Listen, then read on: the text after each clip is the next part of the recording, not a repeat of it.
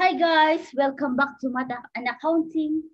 For today's video, we will tackle about simplify a series of operations on whole numbers involving more than two operations using PEMDAS or GEMDAS rule. At the end of the lesson, the learners are expected to perform a series of more than two operations on whole numbers, applying parentheses, multiplication, division, addition, subtraction, GEMDAS rule correctly. State and explain PEMDAS rule or GEMDAS rule. To perform a series of operations on whole number involving more than two operations using PEMDAS or GEMDAS rule, first, perform the operations within each pair of grouping symbols, parentheses, brackets, and braces, beginning within the innermost pair. So kung may nakikita pong merong parentheses, merong brackets, merong braces, kung either of the two, so uunahin yung pinaka-loob. Sunod ay perform multiplication or division as they occur from left to right. Perform addition and subtraction as they occur from left to right. For example, 3 times 4 plus 1. So during your lower grade, you've learned about MDAS. MDAS stands for multiplication, division, addition, subtraction. So ito po ay review lamang. So check kung merong multiplication, division. Okay, we have, which is 3 times 4. So operate first these numbers. 3 times 4 equals 12. And copy plus 1.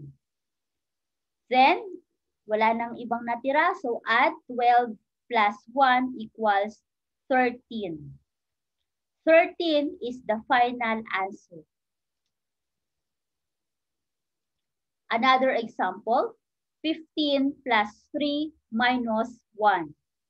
So, check if there's any multiplication or division. So, wala. So, let's proceed to addition, subtraction. Kung may nakikita pong addition and subtraction, operate first from left to right. Kung ano yung unang dumating from left. So, we have 15 plus 3 occur from left. So, unahin natin. 15 plus 3 equals 18. Copy minus 1. Then, operate 18 minus 1 equals 17. So 17 is the final answer. Another example, 6 times 3 times 3. Okay. Also, you've learned about GEMDAS. G means group. So we have here a number inside the parentheses. So the grouping symbol used here is parentheses. So operate first this number, 6 times 3 equal to 18. Then copy times 3. Then multiply 18 times 3 equal to, so 18 times 3, 3 times 8 equals 24. Bring down 4, carry 2. 3 times 1, 3 plus 2 equals 5. So the answer is 54. So 54 is the final answer.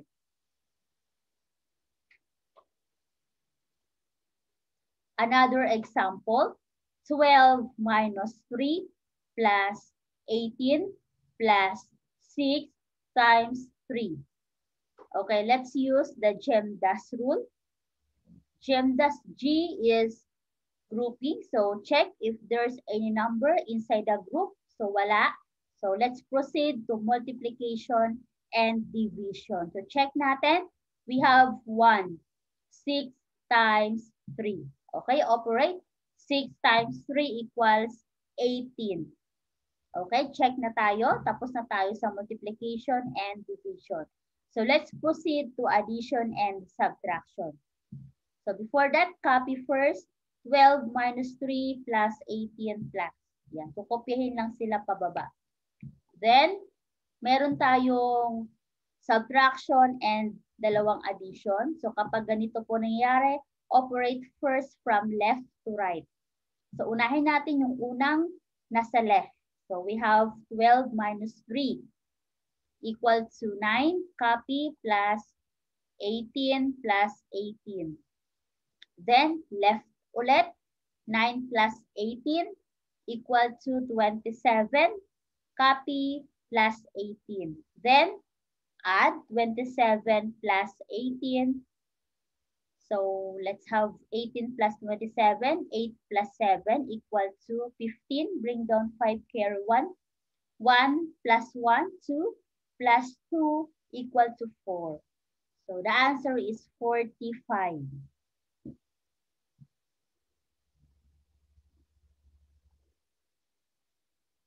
So let's use now PEMDAS. So 4 plus 2 times 5 divided by 7 plus 3. So here we have a number inside the parentheses. Inside the parentheses, 4 plus 2 times 5. So dito, apply po ulit natin yung MDAS. Yung nasa loob ng parentheses. Yan. So we have addition and subtraction. So operate first, multiplication. So 2 times 5 equal to 10. Yan. Just copy 4 plus, then divided by 7 plus 3. Then again, we still have a number inside the parentheses. So 4 plus 10, operate first this number, equal to 14. Then copy divided by 7 plus 3. Okay, check parentheses. Let's proceed. Multiplication and division. So we have here division. Divide 14 divided by 7 equal to 2. Then copy plus 3. So 2 plus 3 equals 5. So 5 is the final answer. Another example, 400 divided by 2 times 5 minus 120 plus 5. Okay, check if there's any number inside the parentheses. Okay, wala po. Proceed. Multiplication, division. Okay, we have division and multiplication. So kapag dalawa po or more than, operate from left to right. So unahin natin, 400 divided by 2 equal to 200. Then copy 200 times 5 minus 120 plus 5. Next, multiplication, 200 times 5 equal to 1,000. Then copy minus 120 plus 5. Okay? Wala na kang nakikitang multiplication and division. Okay, next. Let's proceed to addition, subtraction. So addition, subtraction, may nakikita tayong dalawa. So here, operate from left to right. So 1,000 minus 100 na 20 first equal to 880 and copy plus 5. Then 880 plus 5 equal to 885. So 885 is the final answer. Another example, 44 times the quantity of 9 divided by 3 minus 81 plus 45. Okay, first, operate inside the parentheses. So ano po yung nakikita natin within the parentheses? We have 9 divided by 3. So equal to 3. So 44 times 3 minus 81 plus 45. Okay, next po. Kapag may nakikita kayong number nakatabi ay parenthesis, it means that is multiplication. So multiply 44 times 3. So 44 times 3 equal to 132. Then copy minus 81 plus 45. Okay, wala na po tayong multiplication and division. Next, we have addition and subtraction. So addition and subtraction, we have subtraction, addition. So operate first from left to right kapag dalawang merong addition and subtraction. So nauuna, 132 minus 81 equal to 51, copy plus 45.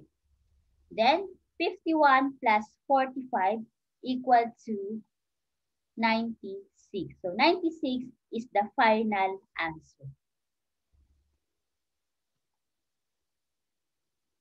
Another example, 100 divided by the quantity of 18 plus 10 minus 18 times 4. First, operate first inside the parentheses. So we have 18 plus 10 minus 18. Then, inside the parentheses, we have two operations, addition and subtraction. So again, operate first from left to right. So nauuna ang 18 plus 10. Unahin po na muna natin, 18 plus 10 equal to 28. So copy. 100 divided by 2, open parenthesis, the answer of 18 plus 10 equals 28. Then copy minus 18, close parenthesis, times 4. Again, we have still a number inside the parenthesis. So unahin natin, 28 minus 18. So 28 minus 18 equal to 10. So copy 100 divided by 10 times 4. So single number na lang siya, kaya tinanggal na natin siya sa grouping symbol. So copy 100 divided by then 10 times 4. Then check if there's a multiplication and division. So we have division. So divide 100 divided by 10 equals 10. Copy times 4. So 10 times 4 equals 40. So 40 is the final answer. Another example, 20 minus 3 plus 12 divided by 6 times 2. Okay, check the PEMDAS rule. So wala tayong number na nasa loob ng parenthesis. Okay, check. Next, let's proceed to multiplication and division. So we have division and multiplication. So operate first from left to right. So let's operate 12 divided by 6. So the answer is equal to 2. So copy 20 minus 3 plus then times 2. Next, check po natin. Meron pa bang multiplication and division? Yes, we have 2 times 2. So operate first, 2 times 2 equals 4. Then 20, copy 20 minus 3 plus 4. Then after that, we're going to subtract 20 minus 3.